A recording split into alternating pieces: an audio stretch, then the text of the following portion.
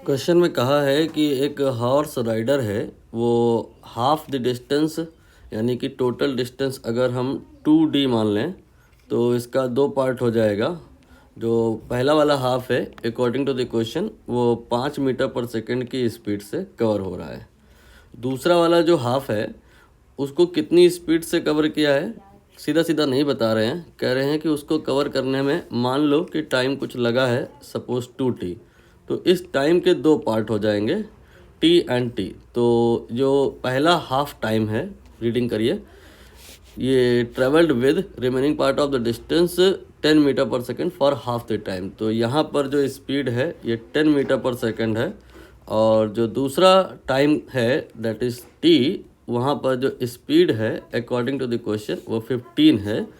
तो I hope question आपको clear हुआ होगा कि इस पूरी कहानी के लिए हमें निकालना है एवरेज स्पीड। तो एवरेज स्पीड या एवरेज वेलोसिटी जो भी आप यहाँ कहें, डायरेक्शन चेंज नहीं हो रहा है, बात बराबर है। तो यह आ जाएगा टोटल जो डिस्टेंस है, total average speed equal to total जो डिस्टेंस है डिवाइडेड बाय टोटल जो टाइम है। टोटल डिस्टेंस आपने मानी हुई है, ये कितनी मानी है आपने 2D, और टोटल टाइम बस हमें ये निकालना है।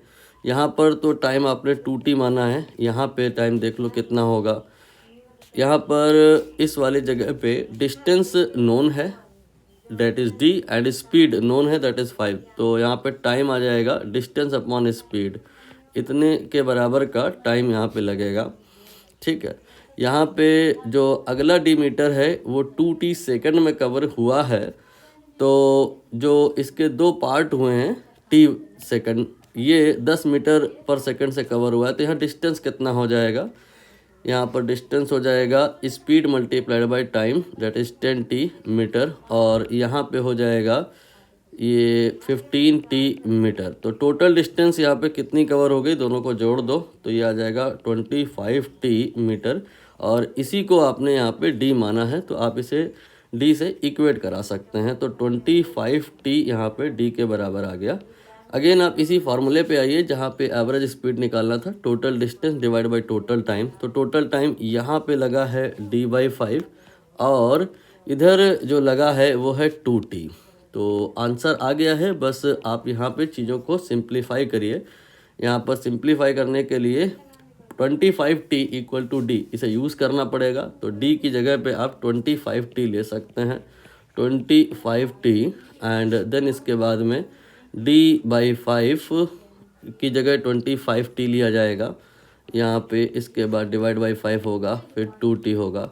आप सॉल्व करिए, T तो दिख रहा होगा, कैंसिल हो जाएगा, यहाँ पे 50 आ जाएगा, और इसके बाद ये 5 हो जाएगा और ये 2 जुड़ के 7 आएगा।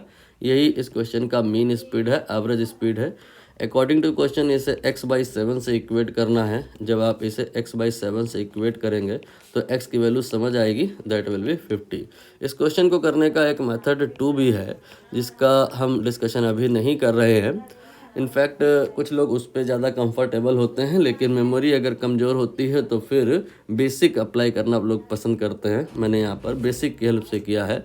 ट्रिक वाला जो पार्ट है we can discuss it later on.